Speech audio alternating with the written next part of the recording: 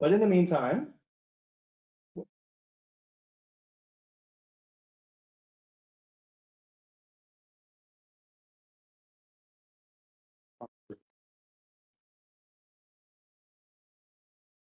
The slideshow should be fine.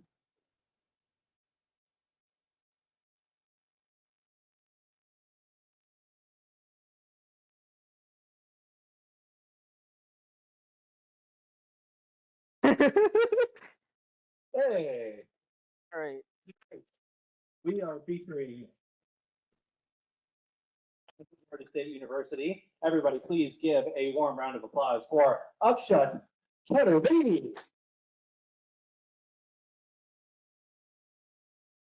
Hello.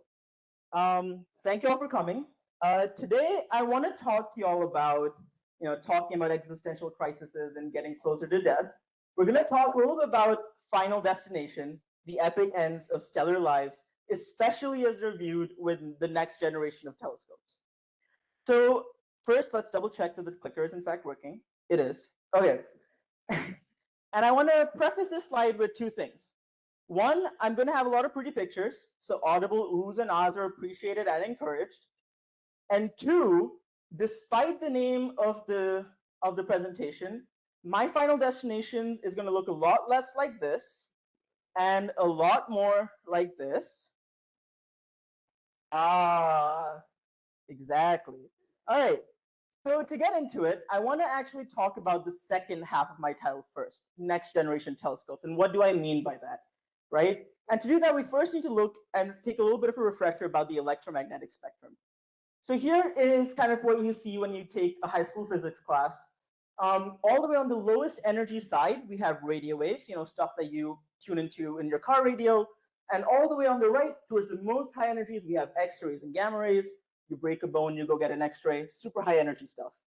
And right in the middle over there, we have visible light, right? That's what we're most attuned to seeing whenever we see anything. We use visible light, and it makes the most sense to us physically and just biologically, right? And so whenever we take an image in the visible light, it looks something like that, right?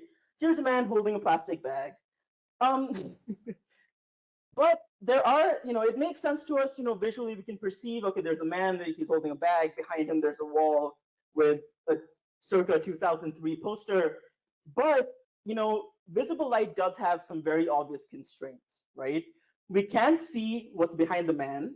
We can't see what's behind the bag or what's within the bag. He could be flipping us off in there for all we know, but we can't tell, right? So to sort of solve that problem, we need to think outside of the visible and start looking at the other parts of the electromagnetic spectrum, right? So one of these that we prefer to look at because it still sort of makes sense to us humans is the infrared. So let's take a look at what this picture looks like in the infrared, right?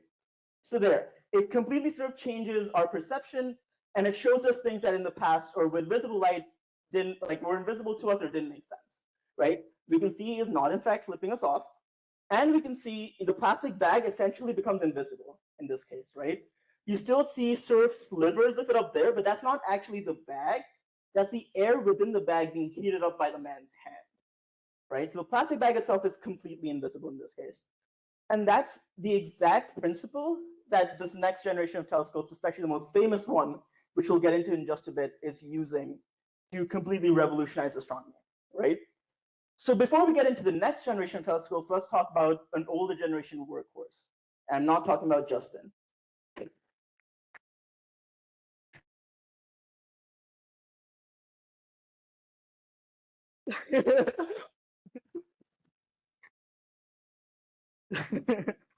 So let's talk about the Hubble Space Telescope, right?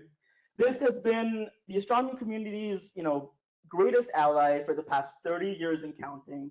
And it's been, giving us new and groundbreaking observations in the optical, so the visible light that we're used to seeing, as well as the ultraviolet, parts of the electromagnetic spectrum that we can't see, but we feel whenever we go to the beach. And it's given us some of the most iconic images known in existence, such as the famous pillars of creation, right? Fantastic. Thank you. Ooh, and ah. It's a fantastic image. We have this sort of huge pillar of gas and dust where stars are actively being born. On its own, fantastic image. This was, I believe, on a postage stamp as well. There'll be a lot of those coming on in here. And it looks like a hand. But again, the gas and dust, while in a way is what makes it beautiful, is kind of like the plastic bag in that picture before, right? It's kind of blocking and obscuring stuff that's going on both within the gas and behind the gas. So now let's take a look at what everyone's favorite next generation telescope, the James Webb Space Telescope, saw when it looked at this exact same region of space. You guys get the idea now. All right. So as you can see, James Webb changed the picture, right? Literally and figuratively. With James Webb, it has a few key advantages. One being that the mirror is significantly larger, and we'll get into that in just a little bit. And because it looks in the infrared, it's able to see sort of straight through the gas, as well as just be able to sort of perceive stuff that's going on within that gas. So you can see a lot of the sort of stars that are being sort of hidden from our view, especially in this region right here. You can see them a lot more clearly. And if you sort of look back, you just overall see a lot more stars between these two images, right? A lot more stars in general. And the reason for that is, again, that big mirror. So let's talk about that mirror a little bit. So here is how the two mirrors between Hubble Space Telescope and James Webb compare. And the important reason is that, if you have any kind of telescope, whether it's space-based, ground-based, sort of amateur telescopes or professional-grade telescopes, all of them, the key sort of determining factor into how much light they can see is the mirror size. The larger the mirror, the more light it can gather, the fainter the objects it can see. So while you have a small telescope like this, you can see the planets, far into like Jupiter, Uranus, Neptune, Saturn. You can't really see much further than objects within our solar system. Whereas if you have, a 8-meter mirror, you can see a lot further, right? And so that's why with Webb being larger, that's why we can see that many more stars, just because the mirror is so much larger. Second advantage is its position in orbit around the Earth compared to Hubble, right? So here is where the Hubble Space Telescope orbits the Earth. It's in what's called low Earth orbit, about 600 kilometers above the Earth's surface. I don't know what that is in miles, don't ask me. But that gives us two advantages, right? One, it's so close that if anything ever goes wrong, if it needs repairing, if it needs servicing, we can go up there and fix it, as has been done in the past. This picture is from a space shuttle mission in 1997, where astronauts had to go up and fix stuff that went wrong on the Hubble Space Telescope. That has some important disadvantages, though. Because it's so close to the Earth, it orbits around it once every 90 minutes or so.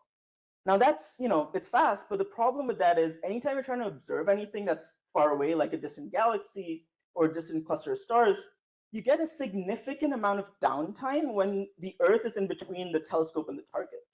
So anytime you're observing, the telescope's going to be sitting there doing nothing but going around the Earth while it can come back and lock onto your target again. That's problematic. James Webb solves this by being slightly further away. Yeah. It's at a position called L2, which is a region of space that has, or that sort of feels equal gravity from both the Earth and the Sun. And it's placed there super far away, and that obviously solves the problem of the Earth coming in between the target and it. Never happens. But of course, if something breaks, we're not going out there to fix it. The furthest we've been is the moon. Who knows when that'll happen again, right? But it launched 5 years ago on Christmas Day and was able to unfurl, 1.5 million kilometers away, and everything went flawlessly. So now that we know what this next generation of telescopes looks like, let's go towards the first half of my title, right? The epic ends of stellar lives. Why do we care about what the final 10 to 15% of a star's life does? Why is it so important to our understanding of the universe? Why is it so important to our existence as humans, right? To answer that question, I'll ask you a question. Who here saw the show Cosmos when they were a kid? Right, show of hands. Exactly. So y'all will know who this person is. Shout out his name if you know. Exactly. Now, Carl Sagan had a very famous quote. Remember that you are stardust, and to stardust you will return. We'll ignore the ominous sounding second half and focus on the first. Why did he say that we are stardust, right? And to answer that question, let's take a look at this periodic table. This periodic table has all the elements colored or labeled according to what cosmic process produced it. Now, if you were here for Mahir's talk last month, you'll know that hydrogen and helium were produced primarily in the Big Bang. But if you look at everything else, you'll see it was made by something else, right? And I want to draw your attention to three particular classes of cosmic processes, and I don't know if you can read that all the way in the back, but that's dying low mass stars, dying high mass stars, and white dwarf supernovae. And if you look at this periodic table, you'll see that the majority of elements are produced by one of those three or a combination of those processes, right? And a lot of those elements are something that are, essential to human existence, such as the lithium that are in our batteries, the neon that are in our signs, the sodium that is in our salt, as well as the iron that makes up, all our buildings, our infrastructure, and most importantly, the carbon, nitrogen, oxygen that make us humans up. I guess he really isn't everything these days. But so as you can see, there's clearly these stars and their deaths mean a lot to our existence. But again, you'll also notice that, like I mentioned, there's a distinction made between low mass stars and high mass stars. Why might that be? Now, the mass of a star directly determines how it ends its life. And it can be in one of three possible endpoints. So let's talk about that. In terms of stellar endpoints, you can either have a white dwarf star, which is, compact, sort of really dense core of a star. You can have a neutron star, which is a rapidly spinning stellar corpse, or you can have everyone's favorite astrophysical phenomenon, the black hole. Okay? And like I said, they all have some mass dependency. So let's take a look at what that dependency is. If you're a star like our sun, and you have a mass less than about 10 times that of our sun, you will end your life as a white dwarf. And like I said, these white dwarfs are super compact, super dense stellar corpses, right? If you're anywhere between 10 and 18 times the mass of our sun, you'll end your life as a super quickly spinning corpse of a star known as a neutron star. If any of you have seen the movie Contact, you'll know a little bit about that. And then if anything is more than 18 times the mass of our sun, it will end its life as a black hole, right? So let's talk about the first of these stellar endpoints to begin with, white dwarf stars. To explain this, we'll need to take a little quick snapshot of what stellar evolution looks like for quote unquote low mass stars, which include our sun. So this is what, if you were to capture the evolution of a star from its birth to its death, this is what it would look like. We have our sun all the way over there. And that's kind of what our sun is right now, and that's what it'll be for the next 4 billion years or so. Most stars, all stars really, produce their light and their energy by burning hydrogen in their cores. They burn this hydrogen, it turns into helium that produces a lot of energy, which keeps the star from collapsing in on itself. And like I said, that can keep going on for billions and billions of years if you're a low mass star like our sun. But eventually you'll get to a point where hydrogen starts to run out, right? When that happens, the outer layers of the star start to contract inwards because there's not enough energy being produced to push them out. And when that happens, it compacts the core.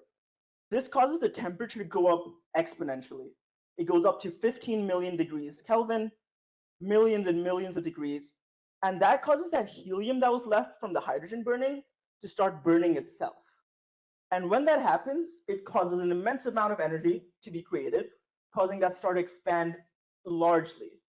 And that produces what's known as a red giant star. But the problem is the mass of the star itself hasn't changed, just its size has changed, which means that the outer layers of this red giant are now significantly further away from the core where most of the mass is concentrated. And that causes those outer layers to become detached from the main body of the star, and they start floating off into space. And because of that, the star loses more and more of its mass. Some estimates say it can lose between 50 and 70% of its total mass during this phase. So you can imagine, you've grown really big, you're losing a lot of your mass. That means that there's not enough weight pushing down on that core to keep fusion going, to keep that helium burning more and more. Eventually it gets to a point where there's only a little bit of carbon and oxygen left, which is what's produced when that helium burns. and fusion, which is what's driving that energy production, stops completely. At that point, you have what's called a white dwarf star, right at the center over there. And remember, it's just a really dense, compact, super hot core of that star that's left behind. They're so dense, in fact, because they're so small. They're about the size of the Earth at this point, but they still, have mass roughly the same size as the sun. And you can kind of understand how dense that becomes so quickly. They're so dense, in fact, that just 1 tablespoon of white dwarf material weighs the same as a normal school bus. Super dense stuff, right? Now, you might be thinking to yourself, white dwarfs are cool and all, but what is that really cool looking blue-green patch surrounding that white dwarf? Glad you asked. That is what's called a planetary nebula. They are some of the most beautiful, some of the most awe-inspiring objects in the universe. And they're produced because, if you remember what I said about the outer layers of that red giant floating off into space, they're still somewhat around the star, right? Like they floated off, but they haven't just like disappeared. So when that super hot white dwarf starts emitting light, and when that light hits that gas, it ionizes or excites that gas, and it starts to give off super vibrant, super deep hues of colors, which we see from our telescopes here on Earth, and that's what produces these spectacular colors. They happen to also be my favorite object in the universe, so we're going to talk about them. We're going to talk about them in a little segment called The Amazing World of Planetary Nebulae. So the way the next few slides are going to work is I will show you an image of a planetary nebula that I like a lot, that was taken by an older generation of telescopes. So that can be Hubble, that can be the WISE Space Telescope or the Spitzer Space Telescope, some of the older generation telescopes. And then I'll compare that immediately with a newer generation James Webb picture of that same nebula. And I think that's the best way to kind of show you how ridiculously James Webb has improved our ability to picture these things and understand what's going on, especially in terms of their structure. Because you'll see with a lot of the older generation pictures, these things, they kind of look fuzzy blobs of color in the sky. When you look at the James Webb picture, they look completely different. So let's start things off strong. We'll look at something called the Southern Ring Nebula. And this is, like I said, an image from an older generation telescope. It's from the Hubble Space Telescope. And it's nice, I guess. Not much going on. You have, clearly there's a few stars in the center over there. Important distinction, the white dwarf is not that big one, but the star, actually tiny star right next to it. That brighter star is a binary companion that this star has. But again, it's not great. It's kind of a meh picture, right? A lot of buildup for not a lot of payoff. But it's important to understand what they look like before we had James Webb, right? And to give you a sense of scale, how big we're talking about here on the sky, if you were to put the solar system on this picture, that's how big it would be. So these things are huge, right? Because again, they were super huge stars that blew off their material into the universe and are now just sort of causing it to glow. So that's the Hubble image. Who's ready to see the James Webb image? Okay. There we go. Exactly. So as you can see, you get so much more from the James Webb picture, right? Sad, old, meh,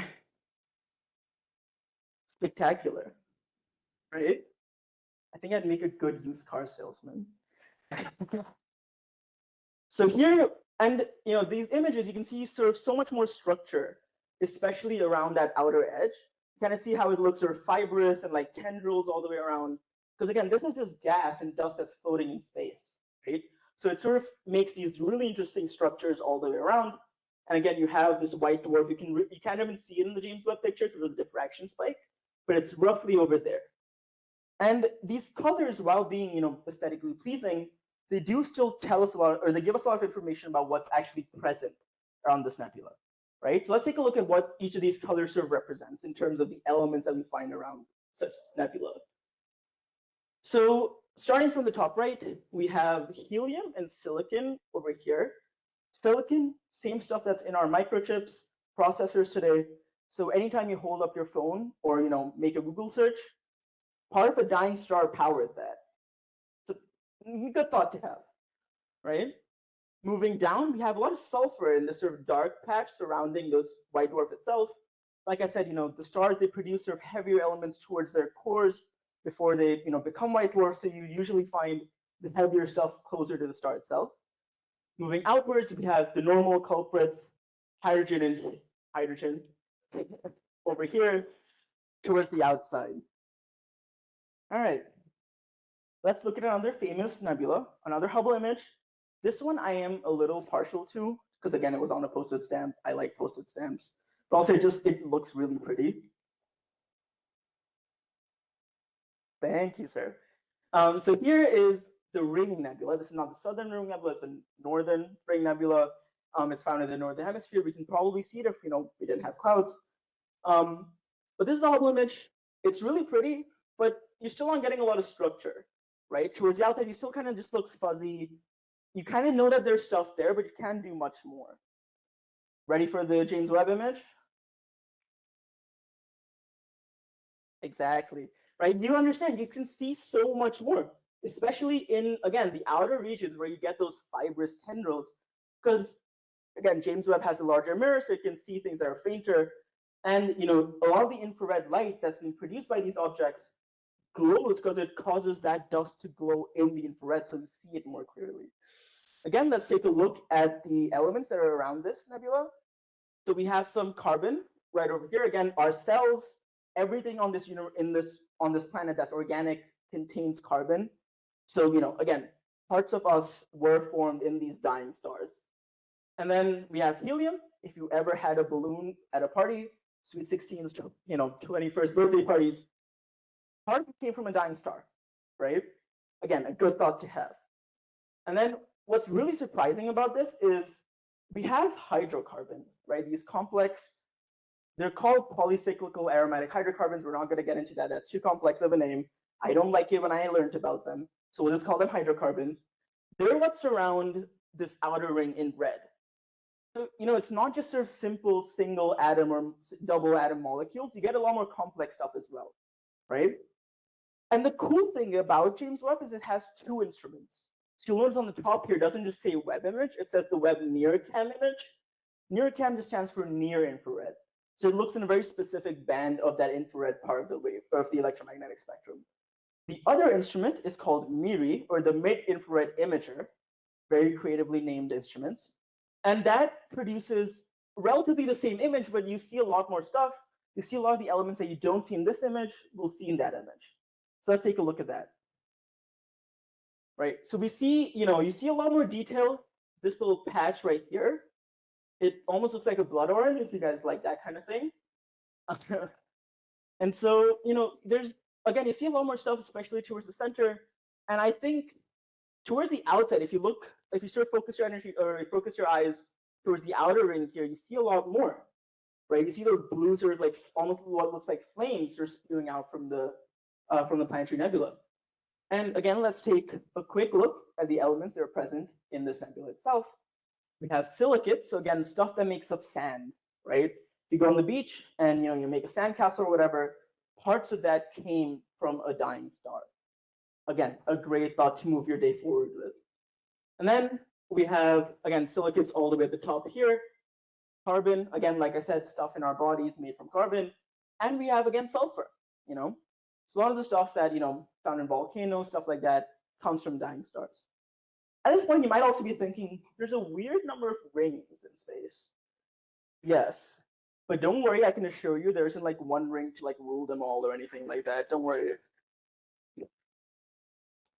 So now let's look at one other planetary nebula. I said they look like patches of nothing, right? Just a big green splotch. Can't really tell much. This is from a telescope called the WISE telescope, which is the Wide Field Infrared Satellite Experiment, something like that. Explorer, satellite and explorer in the same survey explorer. Okay, there we go. But as you can see, not much, right? This is a really interesting one because when you see the next Webb image, you'll probably think to yourself, how does it form a shape like that, right? Look at that. There's no straight lines in the universe, but there's no drum-looking things either. Why does it look like that? Area of active research. We talked about this in the department just a few months ago. These images are very new, and you can, again, we don't fully, like, if you were to look at this image, you can't tell that there's, a funky looking shape over there. But this, you get so much more information. So quick look again at the elements. We have those same hydrocarbons that we talked about before in that little, I guess the edge of the drum, if you will. And we have helium again, so stuff in balloons. And this red sort of cloud right towards the center, a lot of sulfur in there. For the sci-fi fans amongst you, you'll also think it kind of looks like the space station from 2001. Again, who knows who plans all this stuff. Last planetary nebula. So here is an image of a planetary nebula called NGC 6072, taken with the Spitzer space satellite. Spitzer was one of the 4 great observatories launched by NASA throughout the 90s and the early 2000s. It is another infrared telescope. So what you see here is infrared light. So they were getting, the stuff behind the plastic bag, but it didn't have a huge mirror. So, stuff still looks fuzzy. This one specifically looks very pixelated. You have no idea what's going on in here, completely blown out. This could look like, I don't know, a chicken for all we know, right? We have no idea. Let's take a look at the web image. The oohs and the ahs, please. There we go. Okay, so again, as you can see, that's ridiculous, right? How much more we can see, especially, again, those outside fibrous looking things, and especially in the center. But who knew that there was that much like complex shaping and activity going on towards the center of these planetary nebulae? If you look at that image, you're not going to get anything from that, right? You get maybe what like this outer region looks like. We have no idea what's going on in the center, but now we do, right? And again, let's take a look. And this planetary nebula I chose for a reason, because one of the key elements we see in it is actually oxygen. So again, stuff we breathe in every single day, part of that did come from the heart of a dying star. I really want to kind of hammer that point home. Hydrogen, we're kind of used to seeing that, but the heavier elements are what's really important here. And this is another planetary nebula that was looked at with both NIRCam and MIRI, which are, remember, the 2 instruments. So let's look at what this nebula looked like with the other instrument, MIRI. There we go. So you see, again, a lot more structure. The central star looks a lot dimmer in this instrument. You compare the two. And again, the whole point of looking at something with 2 different instruments is you get to see the different elements that make the stuff up. So with the MIRI image, we're able to see, again, those hydrocarbons are ever present towards the outer edges of this planetary nebula. All right, so that was a quick look through some planetary nebula. Again, my favorite objects in the whole universe. I think they look super pretty. There's a lot more images that you can find. But let's talk about those other 2 stellar endpoints that we mentioned towards the start, right? We have neutron stars and we have black holes. If you remember, those are some of the more higher mass stars, or what eventually end their lives to become one of these 2 objects. So let's talk about that a little bit. There we go. All right. So to talk about why massive stars end their lives differently than lower mass stars do, we need to take a quick look at what our sun looks like again, right? So here's our sun, nice looking star. We see it every single day. Not every single night. But you can kind of think of the sun as a Prius, right? It's not the flashiest car in the world. It's not the fastest car in the world. But you fill it up with gas once, and it will keep going and going and going and going, right? So it's super efficient with the way it uses its fuel. Move it down. But then if you look at some of the more massive stars, such as, oh yeah, there's the sun if you forgot, such as a supergiant, for example, and these images are to scale. And on this scale, the Earth is less than 1/10 of a pixel. These supergiants are called supergiants for a reason, right? They're super big stars that they're super massive. They have a lot of mass going on inside, and they burn super brightly. You can kind of think of them as Hummers, right? You'll kind of feel like the king of the road while you're driving them, but you'll be down to a quarter tank before you leave the end of your driveway. They're not very efficient, right? And to talk about their sort of efficiency, let's talk about what's being burnt in their cores, right? So these massive stars still follow the main hydrogen to helium track that we saw with lower mass stars, but they don't stop there. They keep going, right? Because again, they have that much more mass to cause the stuff in the core to compress, get hotter and hotter and hotter, keep burning more and more heavier elements. And you go through from hydrogen to helium to carbon to neon, which is in our science, to oxygen to silicon. Eventually you hit iron though. And that's a little bit of a problem because unlike bodybuilders, pumping iron is not a good strategy to get more buff if you're a supergiant star. And the reason for that is that iron is one of the most stable elements in the universe, and it actually takes more energy to fuse together atoms of iron than you get from that process, right? So there's no reason that they would actually happen. And when when the core of a star hits iron, fusion stops, right? And because fusion stops, there's no energy being produced to keep the star from collapsing in on itself. And the second it hits iron, those outer layers collapse inward. And they sort of rebound off of the iron core in an explosion known as a supernova. Right? Bonus points to anyone who knows where this title slide is. Yes. Godzilla versus Kong specifically. But yes. So yes, it goes kaboom, a gigantic explosion known as a supernova. And when these supernova, go off, they leave something behind called, again, creatively, a supernova remnant, which is the cosmic equivalent of an expanding fireball, right? And so when this happens, we again can look at it with our telescopes, and we get to see a lot of cool stuff. And because these massive stars are able to produce those heavier elements like silicon and iron, we see a lot of stuff that's different from planetary nebulae and the lower mass stars, right? So let's take a look at some of these supernova remnants. So here's one. This is called Cassiopeia A, and this image itself is a composite image which was created with combined observations from the Hubble Space Telescope, the Chandra X-ray Space Telescope, and the Spitzer Telescope that we talked about. And this supernova went off in the mid-1600s. So when the Pilgrims were landing in the New World, this thing was going off. I wouldn't call that a good omen, but if you believe that kind of thing. But let's take a look at, or again, to give you a sense of scale of how big these things are, if you remember that planetary nebula from earlier, that's how big that would be. So again, these things are gigantic, right? Super, super big. And so let's take a look at what the Webb image for these nebulae look like, or for these supernova remnants.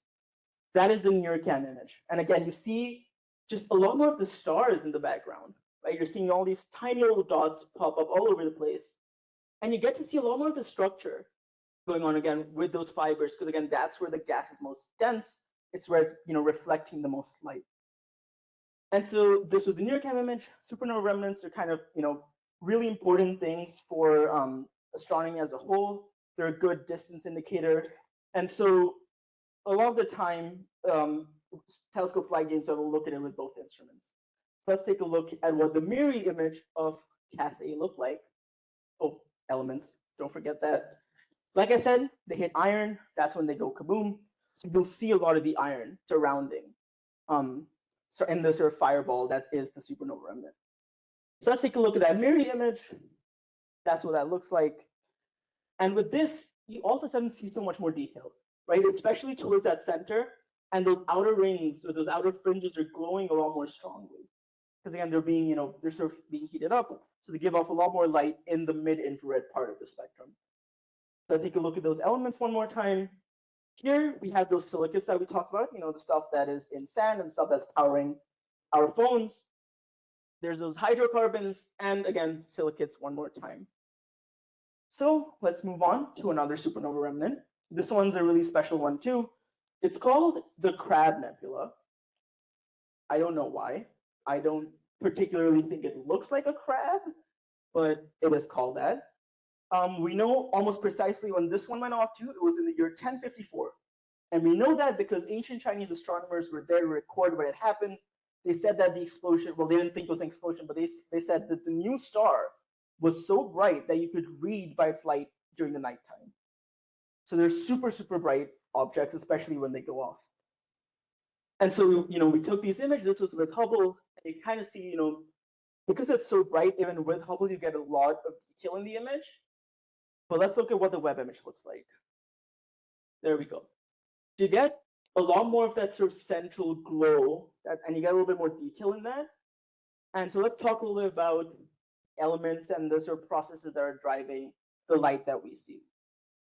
So we see sulfur, which is green, kind of Slytherin green, if you ask me. We have hydrocarbons, again, those kind of pop up everywhere when you have big explosions and sort of mixtures of low and high densities like we do here.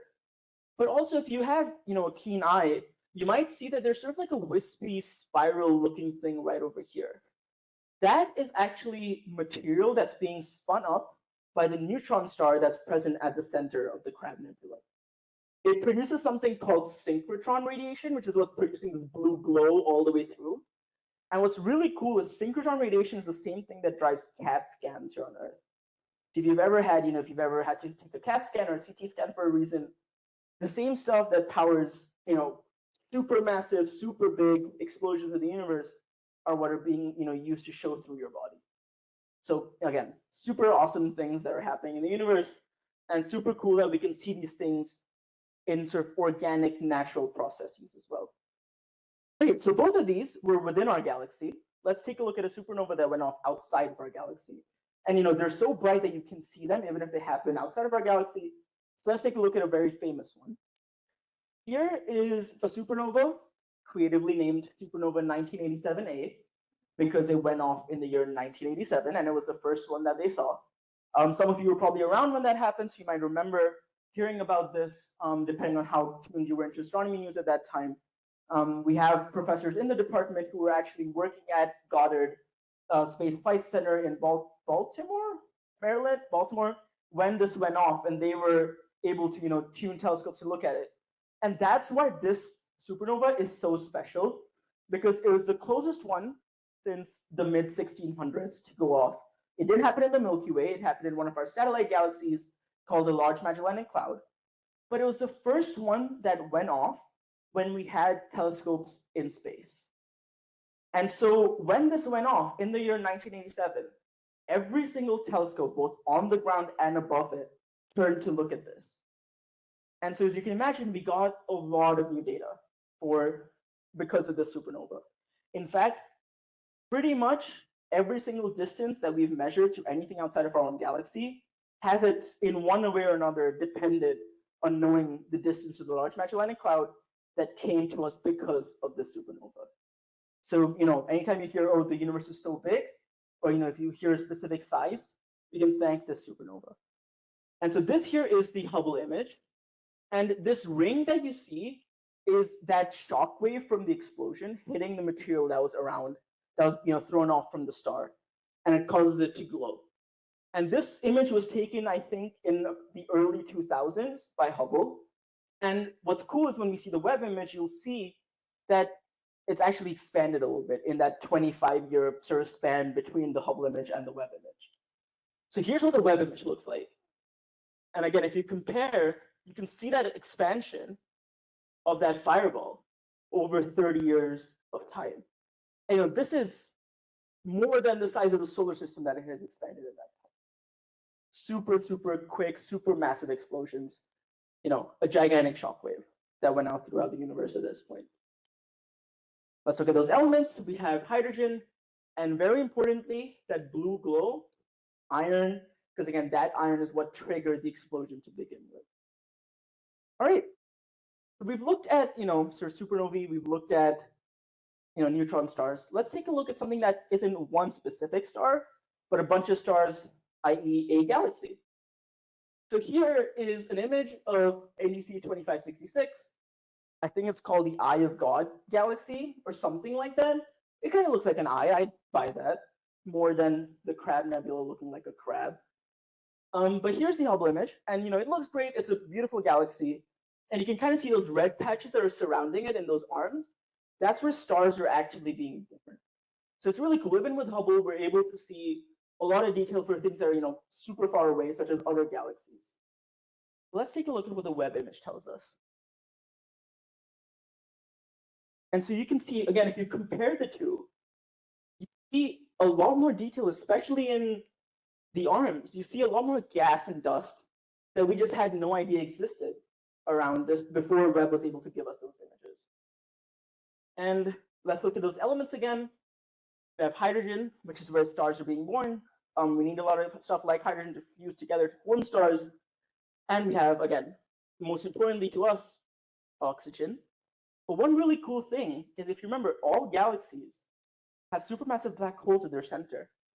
So even when we're looking at a picture of a huge galaxy, we're still seeing the end of a stellar life right at the center over there, right? So, epic ends of stellar lives don't just, stop mattering when we look outside of our galaxy. All right.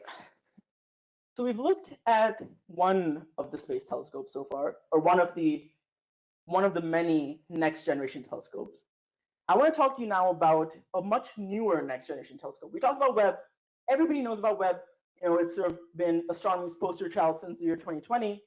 Let's talk about one that maybe isn't as well known, but is probably going to be equally as important, right?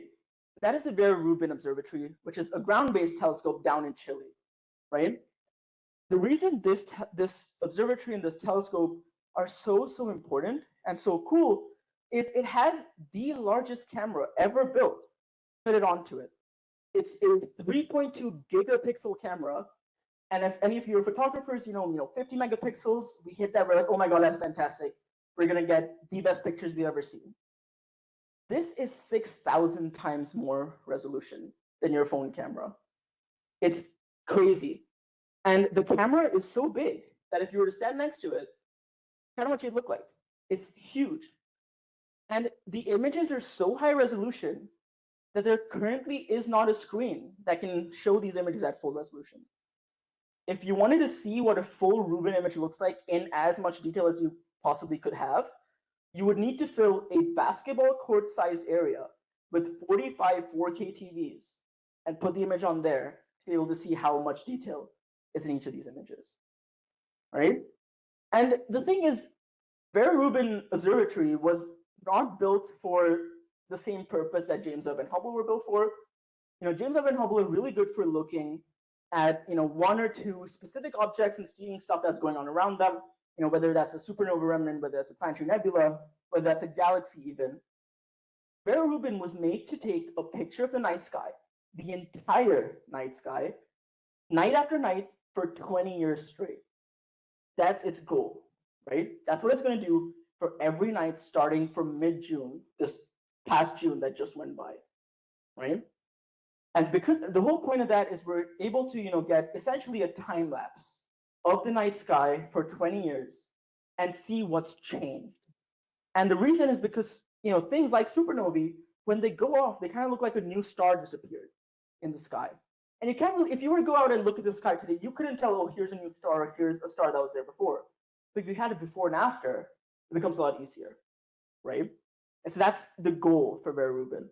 And to do that, you need to have a large field of view, right? Otherwise, you'd be taking pictures of the sky all night long and never finish. So Vera Rubin's field of view is huge. So big, in fact, that it spans 7 full moons across, which makes taking a picture of the night sky every single night a lot easier and a lot more economical, right? So let's take a look at what a Vera Rubin image looks like. Not the full image, a small chunk of it. Here's what that looks like. And it's kind of hard to fathom how much detail is in this image, because you might think, oh, here's a part of that image, probably like, zoomed in 1/4 or 1/5, 1/10 at max. This is 1/60th of Vera Rubin's field of view. If you zoom in 60 times onto a full Vera Rubin image, this is what you see. It's insane. But to get a better sense of, how that works, there's a quick little video that I want to show you. I think that'll explain it in a little bit more detail.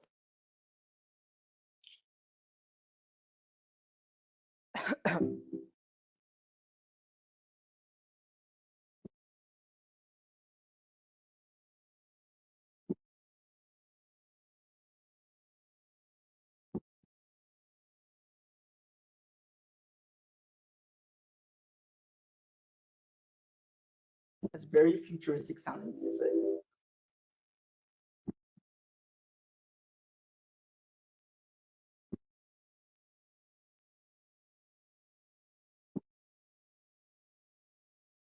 This zoom in here is the image we just looked at.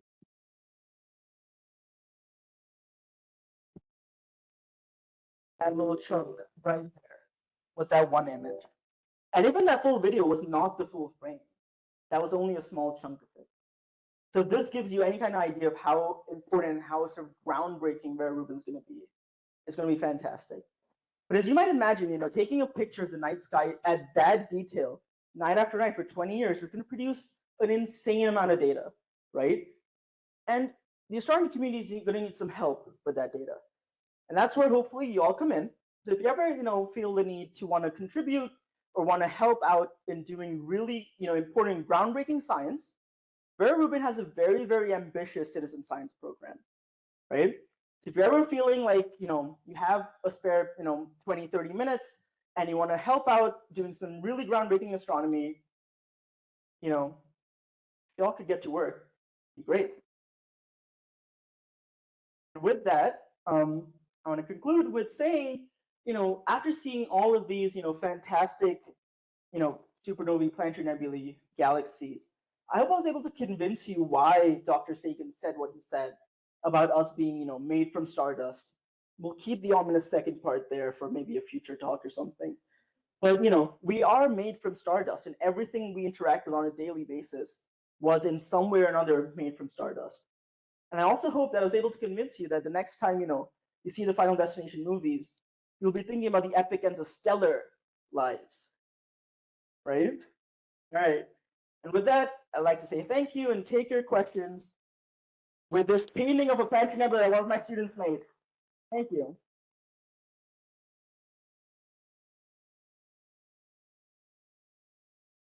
Thank you so much.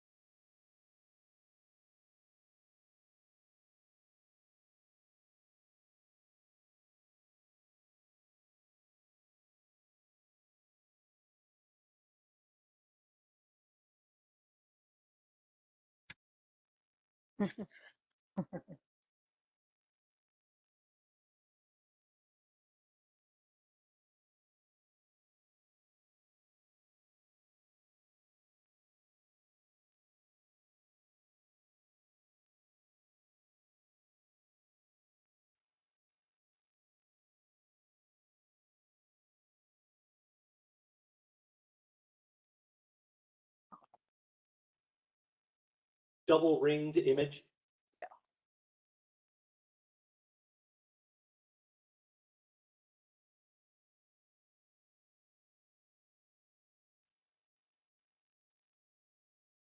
One? Yes. Oh, yeah. Okay. I don't stars. Akshat studies stars. I study things that are interesting. Or I study galaxies. So you said that this was brought up in a conversation in the department of what would typically cause something like this to happen. What are the leading theories as to what processes can produce the structure of it? Fantastic question. So the leading theory is that this is not a single star system. This is in fact a binary.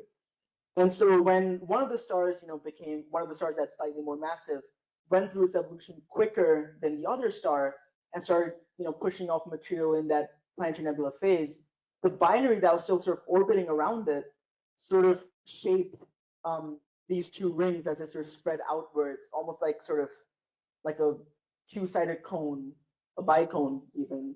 But yeah, that's kind of what shaped.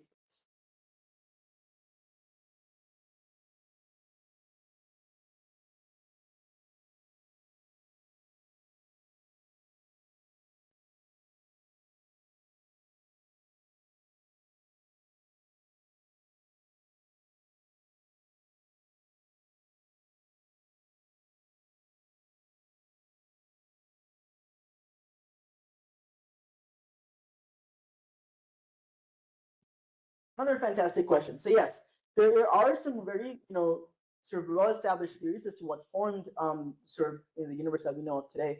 The theory is that while the solar system was forming within sort of the sun's protoplanetary disk, a nearby star went supernova, and part of that star's material sort of contaminated the sun's protoplanetary disk, and those elements ended up within planets like the Earth and the Moon and stuff like that. And that's where those elements come from.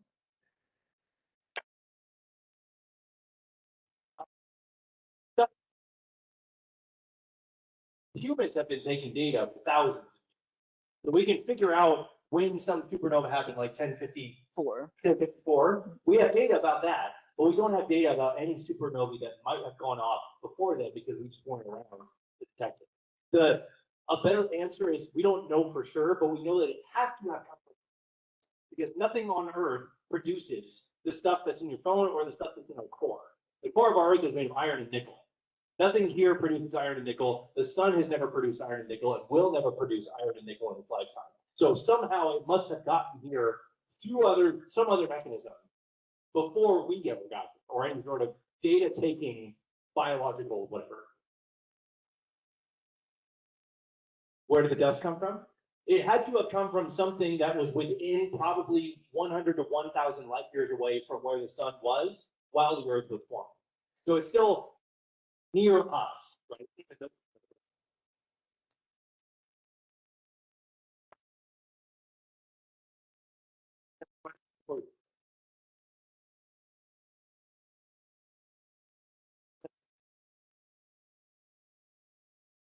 That's a question.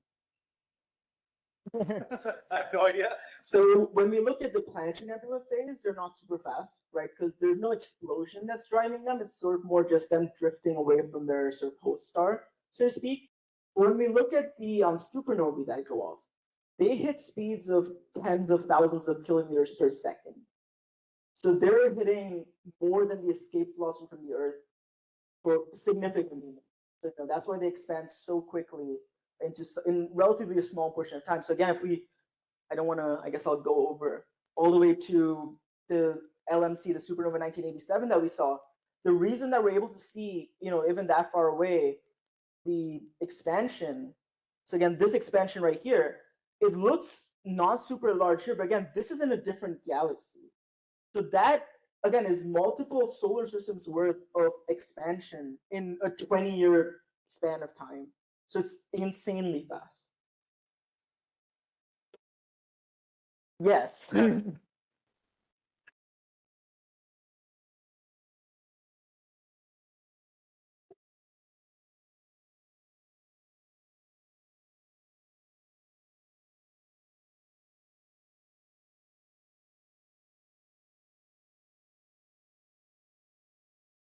That's a question. In this case, I do believe it's stacked images of different filters. So I think if I remember correctly, the sort of orangish glow that we see, like the tendrils on the outside, those are from Spitzer. The blue stuff is from Chandra because that's X-ray, and then the green stuff is from Hubble. Yeah. All right. We'll still be here for a little bit. We would like to stay longer, and we even brought our new main character, but we have not figured out a way to see through the clouds with the telescope that we can bring to you guys. But I will say this guy is 30% bigger than the telescope that we've had for the past. The next time we're here, if the weather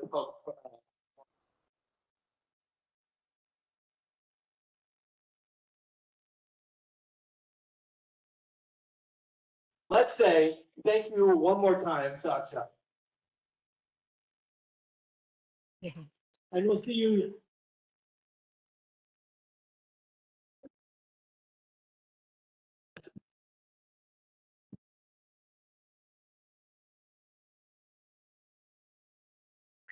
Thank That you. was really good, man. Thank you. Thank you.